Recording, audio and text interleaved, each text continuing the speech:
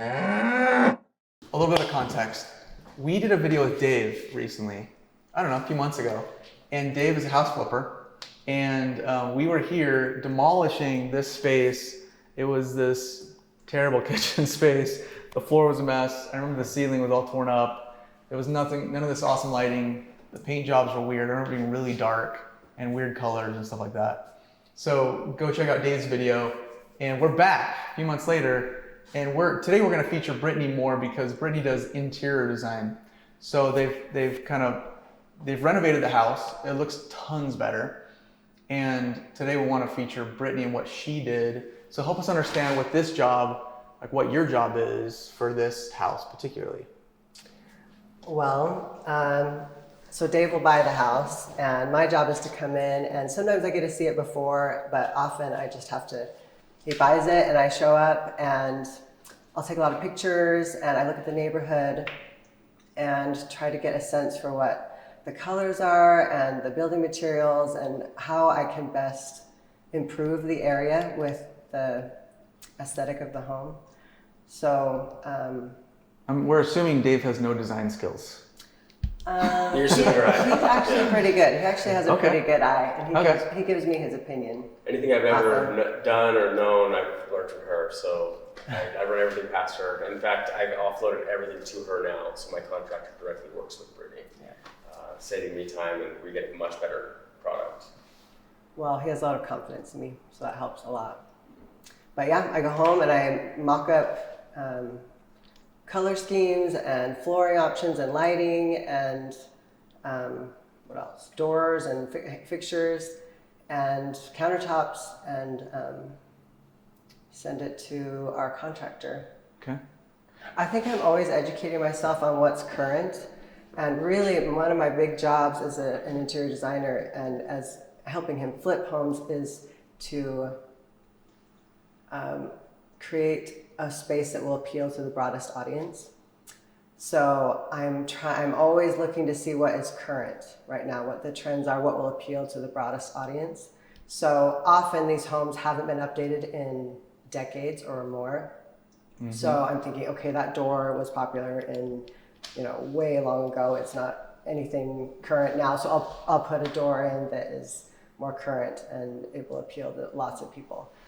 Flooring is almost always disgusting and hasn't been replaced in forever. So it's really fun to be able to put in something that is beautiful, and it makes it look bigger and airy and pretty. So it's bringing it current mostly is what my job is, and bringing it into this decade, this century. How do you know if it's current? I mean, you're looking at certain blogs that you trust or websites that you trust, or Instagram or something like that? Yeah, that's a good question because I'm not formally trained on this. So I'm also a graphic designer, or at least I have a degree in it. And I worked for an advertising agency for a while. So a lot of the principles apply. I'm looking at, I look at like, what are the colors for the year? Just like in graphic design, you kind of want to see what the colors are. So I'm looking to see what's popular on the exterior. And right now it's a lot of charcoal and a lot of gray and whites and stark contrast, black shutters and white face siding. I have a lot of blogs that I follow too, of professional designers that I admire and love their work. So I gain a lot of inspiration from them. And just experimenting, doing it and making mistakes. And Dave let me paint a bathroom completely black once, and which is amazing. It takes a lot of trust. So is one born an interior designer? No. No. You had to learn the skills or copy others or something like that, a mixture of both. Yeah, in fact, I think as a graphic designer, a really big turning point for me was an assignment where I was supposed to copy a piece of an advertisement exactly, like the line spacing had to be exactly the same, the word spacing had to be exactly the same, the placement, the colors like exactly the same. And it kind of trained my eye to look at the details. So I think that is kind of what separates really good designers from amateurs, is there's a subtlety to it, and there's just noticing details. And all of that comes together just to be really pleasing. So having that eye, it can be trained. Trained, yeah. It's skills. It's not like you're just not born with it, but you have to learn those skills over time. Yeah, and if you have an upbringing in music, that kind of gets you on the right side of your brain, and music or dance or anything in the arts, if you're exposed to that, that will prepare you to be a designer too. But so you've been kind of an artist growing up. Your family's artistic, stuff like that. Yeah, my whole family would pack up into our 15-passenger van, and we'd go take pastel lessons and dance lessons. And 15 passenger? How many siblings do you have? Yeah, there's 9 of us, and I think all but maybe 1 or 2 are in the arts professionally. So. Wow. Yeah, so your upbringing really can kind of prepare you. Are your parents artistic? My dad especially. My mom is too. Yeah, my dad especially is very artistic. And so tell us why you chose this look for this particular house or kitchen space. Well, with this house, this was green, I think, and that was red over there. Not a tasteful green or red though. No, it was kind of like a limey green, and there was like a big beam that was sort of wavy or something, I don't remember. But it's not a huge house, and so I wanted to make it feel really big. So I felt like white would make it appear really big. How big is this house? 1310 square feet. How much? 1310. It's pretty small. 1,310. Yeah. So and it's got a bedroom, a laundry room, and a full bathroom downstairs.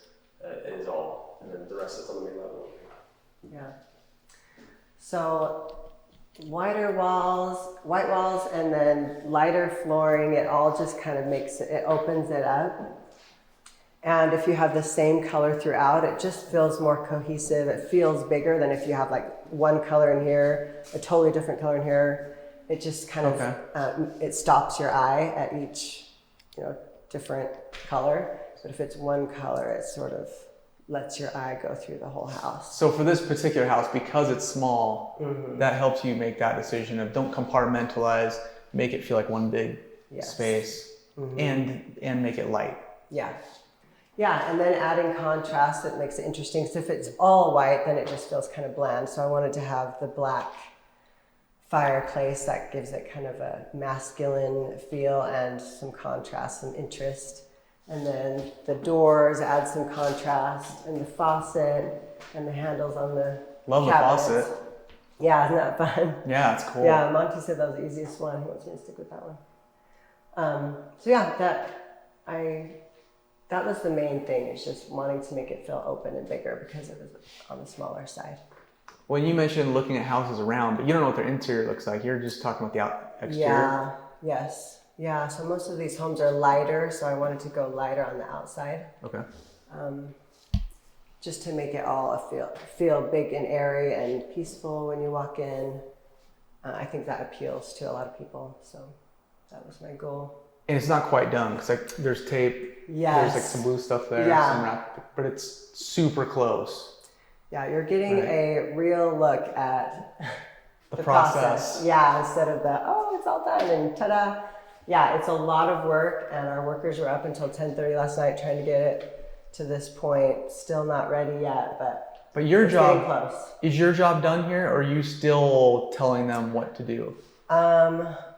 My job is pretty well done at this point. Now it's just doing it, just like tying it up, and we'll come through with blue tape, and if there are any things that need to be tightened up, like I kind of noticed this needs to be something needs to happen there. It needs to be called to the top. That needs to be painted.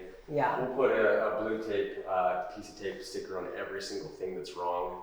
These lights don't fit perfectly, things like that. And then the contractor will come through on a final blue tape tie-in and finish everything out. Yeah.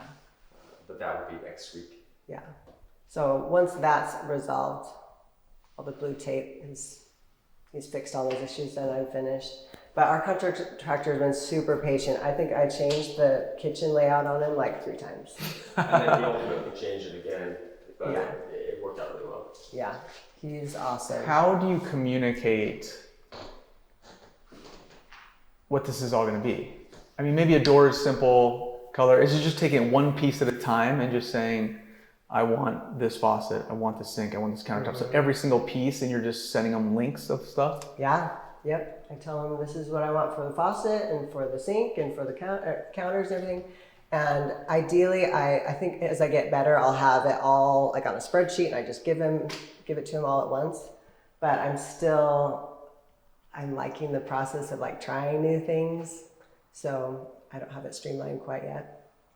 Maybe I never will. I don't know. It takes a lot of forethought. There's a lot of energy that goes into it beforehand, before you even start the project, to get him on the right track. And then throughout, I mean, he calls her more than he calls me. And that's just to talk about design features and things, or a product or materials out of stock, or, you know, for instance, windows are like 9 weeks out, and there's no way that would meet our deadline. So we had a window downstairs break, and he had to rebuild the whole thing from scratch because we couldn't wait 9 weeks.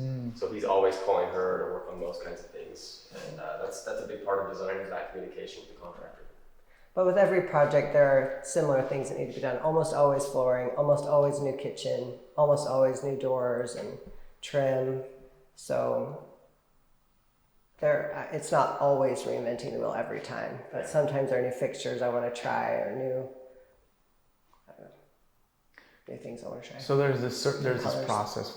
Is there a certain part of the process that makes you really excited, that you love doing?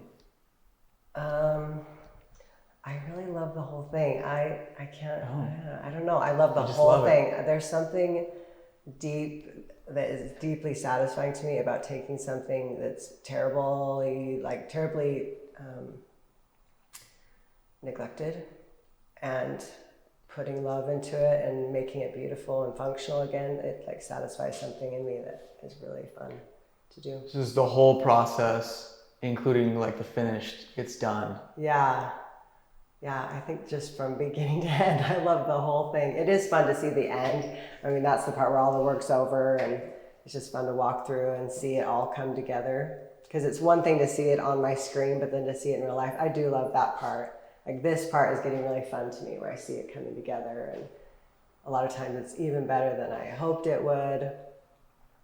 Look. It was I was a little worried about the white on this one, because supposedly if you have a color on the wall, it sells better. So it's risky to make it all white. It's a little bit, yeah. According to the stats I've read, it's a little bit riskier, but I love it. Where's your satisfaction level from 1 to 10 of Right this now, of this house?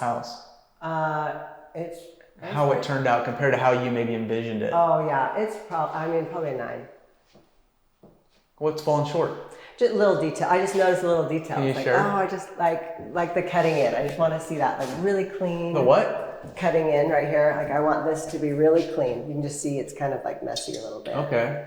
But really the attention to details. Yeah. I want to see everything tied up and done really well. I really appreciate beautiful craftsmanship. If it's done sloppy at all, it bothers me. So what you chose, what you selected, you're comfortable with that? Yes. It's how they executed it that execution. sometimes bothers me. Okay. Yeah. But I love the colors. I love how it's turned out. I think someone will be really happy here. Yeah. But yeah, absolutely. Little things I want to see tied To in. be fair, they have another week, so they're going to be here next week. Yes. That's why all this tape is in, so they can cap all these ends and cut in a little bit better and fix all of this, the caulking. There's toe kick that's missing, things like that. I'll get to next week. So you have confidence that they're just not done yet. I've seen these guys work, and they come up with some really great stuff. Yeah. They do a good job. Yeah, that wasn't meant as like a throwing him under the bus. He does a really good job. He's super patient with me. It's more just like, that's what I would blue tape. And like, I don't want to see that fixed, which they expect is part of the process. Right. And they do a good job. But they know adjusting. you care about pixel perfection, and they know that you're gonna ding them if it's not right on. Until it's done the way we want it. So those 3 things have to happen every time. It's got to be budget, time frame, and quality. And if one of those things falls, then we lose budget, we lose money, we lose time. This one's 3.5 weeks over. So this one, it's one of those things, timing fell out of whack. Yeah. But at every single one of those facets, that trifecta design is there through every phase. So it's super important. Yeah.